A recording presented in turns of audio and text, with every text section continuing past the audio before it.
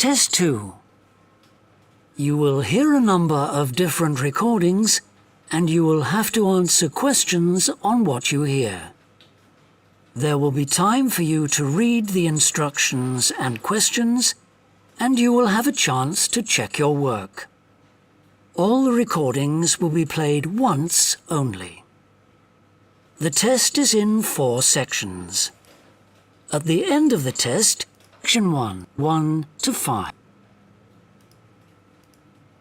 This occasion only. What transport you use and any suggestions for improvement. Can I start by asking you how you travelled to town today? Sure, I came on the bus. On transport, it won't take long. Can I start by asking you how you travelled to town today? Sure, I came on the bus. Great. Now, can I get a few details about yourself? OK. What's your name? It's Louisa. Yes. Hardy. Can you spell that, please? Yes, it's Hardie. Great, thanks. And can I have your address? It's 19 Whitestone Road. Oh, right, I know that area. It's Bradfield, isn't it? That's right. Is the postcode GT7? It's actually GT8 2LC. Great. And could I ask what your job is? Are you a student? I've actually just finished my training. I'm a hairdresser. Oh, right. And one more question in this section. What is the reason for you coming into town today? Actually, it's not for shopping today, which would be my normal reason, but to see the dentist. Right. Thanks. Before you hear the rest of the interview, you have some time to look at question.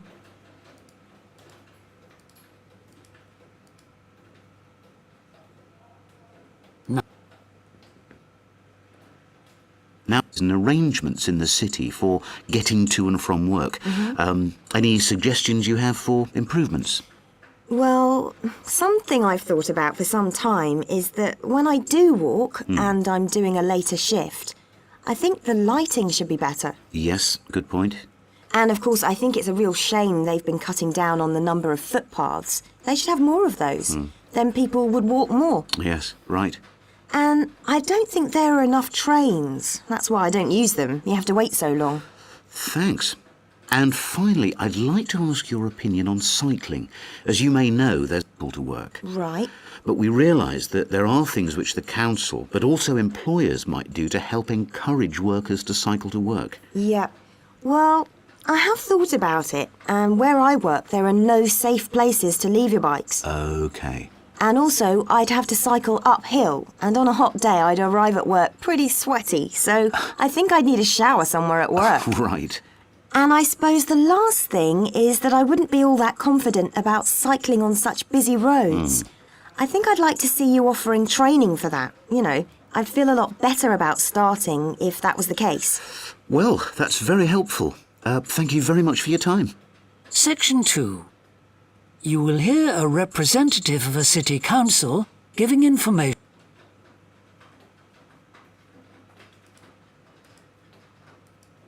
Their swimming pool and the Children's Adventure Playground in Central Park.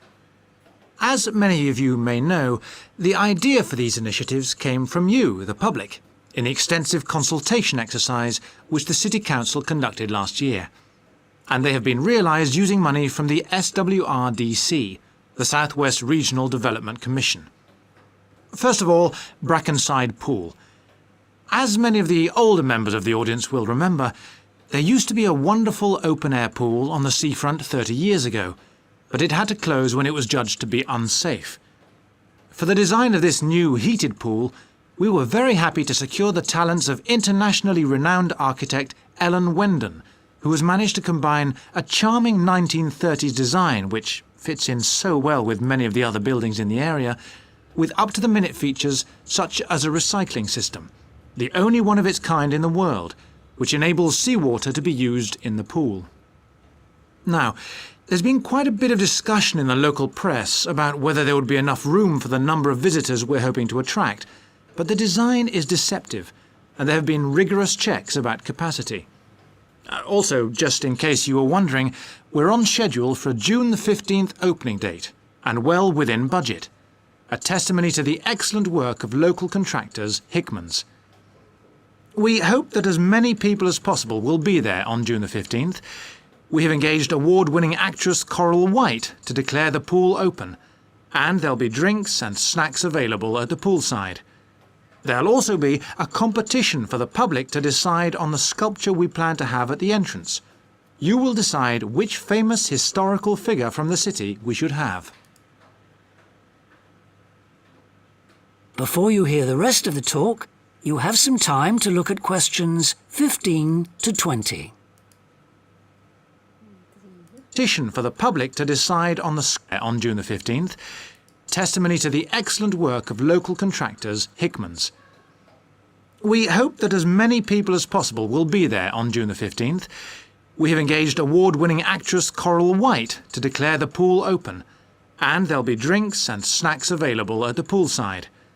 There'll also be a competition for the public to decide on the sculpture we plan to have at the budget, a testimony to the excellent work of local contractors Hickman's. And there have been rigorous checks about capacity. Also, just in case you were wondering, we're on schedule for a June the 15th opening date, and well within budget, a testimony to the excellent work of local contractors Hickman's. We hope that as Before you hear the rest of the talk, you have some time to look at questions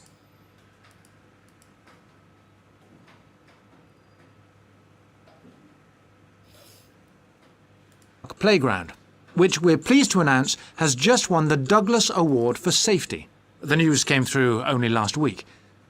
The unique design is based on the concept of the global village, with the playground being divided into 6 areas showing different parts of the world, each with a representative feature. For example, there is a section on Asia, and this is represented by rides and equipment in the shape of snakes, orangutans, tigers and so on, fauna native to the forests of the region. Moving south to the Antarctic, we couldn't run to an ice rink, I'm afraid, but opted instead for climbing blocks in the shape of mountains. I thought they could have had slides for the glaciers, but the designers did want to avoid being too literal. Then on to South America, and here the theme is El Dorado, games replicating the search for mines full of precious stones. And then, moving up to North America, here there was considerable debate. I know the contribution of cinema and jazz was considered, but the designers finally opted for rockets and the International Space Station. Eastwards to Europe then, and perhaps the most traditional choice of all the areas, medieval castles and other fortifications. Then last but not least, moving south to Africa, and a whole set of wonderful mosaics and trails to represent the great rivers of this fascinating and varied continent. Now, the opening date for our global playground is the 10th of July, and again, we'd love now, and trails to other fortifications.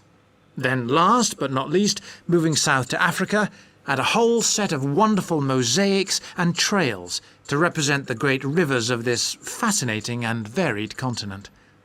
Now, the opening day... Section 3.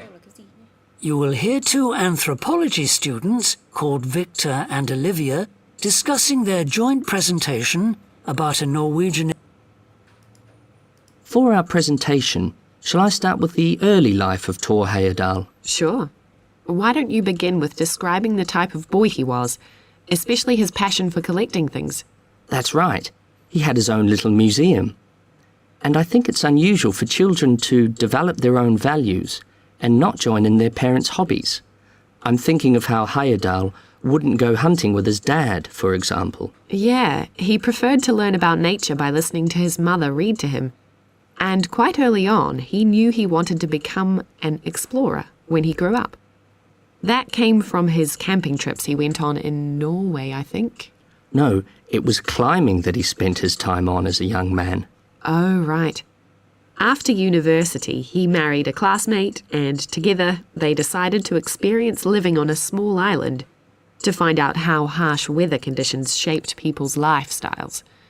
As part of their preparation, before they left home, they learnt basic survival skills, like building a shelter.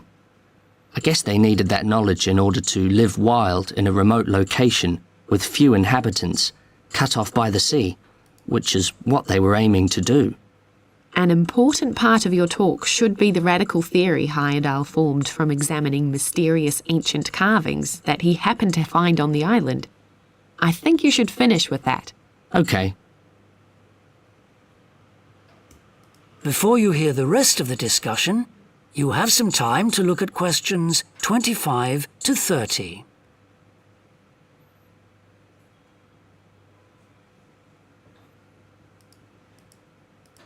Right, Victor, so after your part, I'll talk about Thor Heyerdahl's adult life, continuing from the theory he had about Polynesian migration. Up until that time, of course, academics had believed that humans first migrated to the islands in Polynesia from Asia in the west. Yes, they thought that travel from the east was impossible because of the huge empty stretch of ocean that lies between the islands and the nearest inhabited land. Yes, but Heyerdahl spent ages studying the cloud movements, ocean currents, and wind patterns to find if it was actually possible. And another argument was that there was no tradition of large shipbuilding in the communities lying to the east of Polynesia. But Heyerdahl knew they made lots of coastal voyages in locally built canoes. Yes, or sailing on rafts, as was shown by the long voyage that Heyerdahl did next. It was an incredibly risky journey to undertake. Sometimes I wonder if he did that trip for private reasons, you know? To show others that he could have spectacular adventures. What do you think, Olivia? Well, I think it was more a matter of simply trying out his idea, to see if migration from the east was possible. Yes, that's probably it. And the poor guy suffered a bit at that time because the war forced him to stop his work for some years. Yes. When he got started again and planned his epic voyage, do you think it was important to him that he achieve it before anyone else did? I haven't read anywhere that that was his motivation. The most important factor seems to have been that he used only ancient techniques and local materials to build his raft. Yes. I wonder how fast it went. Well, it took them 97 days from South America to the Pacific Islands. And after that, Heyerdahl went to Easter Island, didn't he? We should mention the purpose of that trip. I think he sailed there in a boat made out of reeds. No, that was later on in Egypt, Olivia. Oh, yes, that's right. But what he wanted to do was talk to the local people about their old stone carvings and then make one himself to learn more about the process. I see. Well, what a great life. Even though many of his theories have been disproven, he certainly left a lasting impression on many disciplines, didn't he? To my mind, he was the first person to establish what modern academics call practical archaeology. I mean that they try to recreate something from the past today, like he did with his raft trip. It's unfortunate that his ideas about where Polynesians originated from have been completely discredited. Yes. Right, well, I'll prepare a PowerPoint slide at the end that acknowledges our sources. I mainly used The Life and Work of Thor Heyerdahl by William Oliver. I thought the research methods he used were very sound, although I must say I found the overall tone somewhat old-fashioned. I think they need to do a new, revised edition. Yeah, I agree. What about the subject matter? I found it really challenging. Well, it's a complex issue. I thought the book had lots of good points. What did you think of the illustration? Section 4.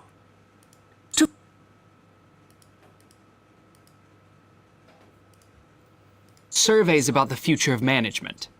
And what I'm going to present in this seminar is a few ideas about how the activity is likely to change in the next 10 years.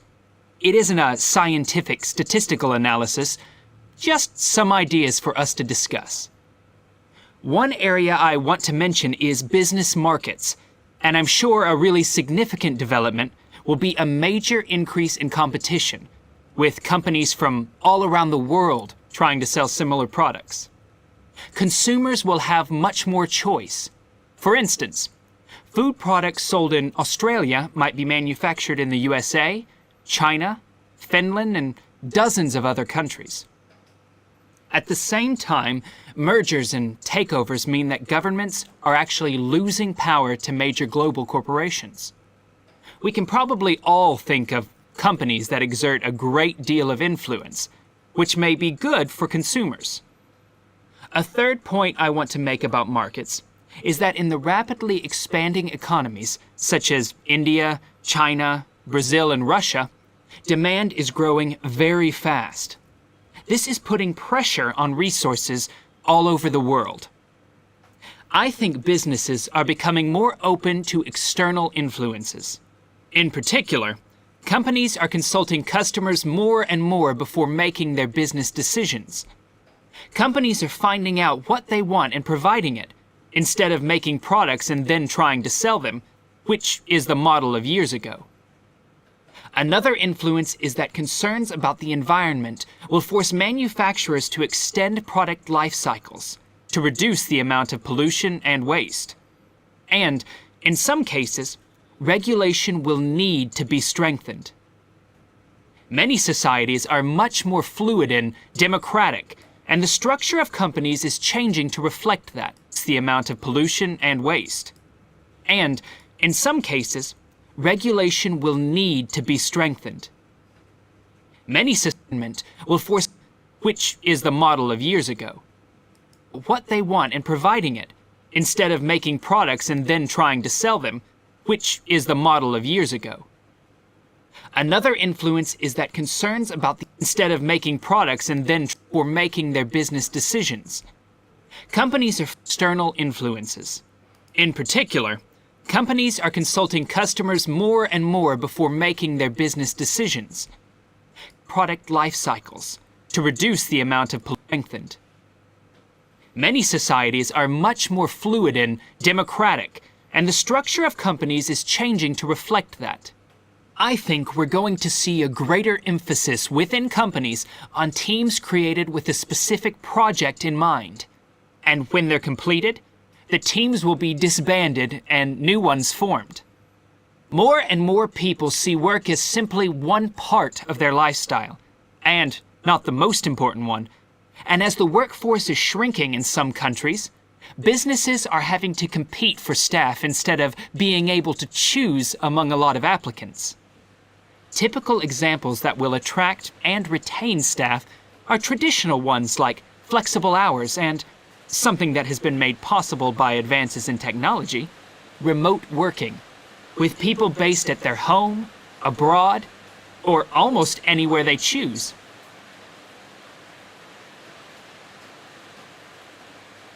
Management styles will almost certainly continue to change. Senior managers will require a lot more than the efficiency that they've always needed. Above all, they'll need great skills in leadership, so that their organization can initiate and respond to change in a fast-moving world where they face lots of competing requirements and potential conflicts. In most of the world, the senior managers of large businesses are mainly men in their 50s and 60s. The predominant style of management will almost certainly become more consultative and collaborative, caused, above all, by more women moving into senior management positions. Many of the changes are influenced by developments in the wider economy. The traditional emphasis of business was manufacturing, and of course the service sector is very important. But we shouldn't overlook the growing financial contribution of IP, that is, intellectual property. Some books and films generate enormous sums from the sale of related DVDs, music, games, clothes, and so on. Another point I'd like to make is that although I've been talking about companies, one trend that they have to face is the move away from people working for the same employer for years. Instead, more and more people are becoming self-employed to gain the freedom and control over their lives that they're unlikely to get from being employed. Okay, well, that's all I want to say. So...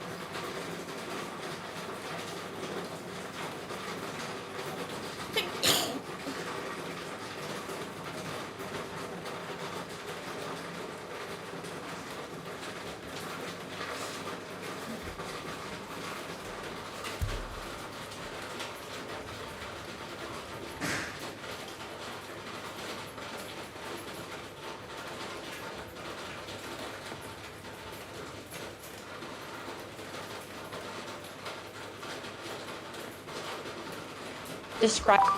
Let me take a moment to describe a job that is useful to the society. It is teaching English. As an English teacher, I can ensure that this job is the most important and useful one in the society. The first one is that teaching English to students provides the students with the correct and comprehensive knowledge of the language. As a result, students can develop their understanding and expand their knowledge about the language. This can help them get promoted in their career ladder, as well as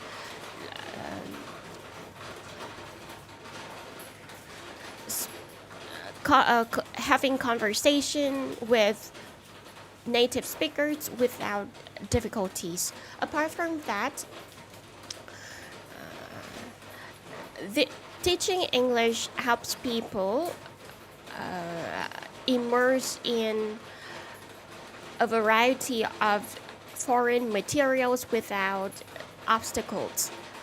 This is a great tool for people to explore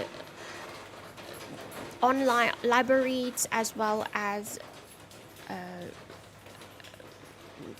resources without any difficulties. There are people who can do this job, those who have patience and expertise can definitely take on this job. Let me take a moment to describe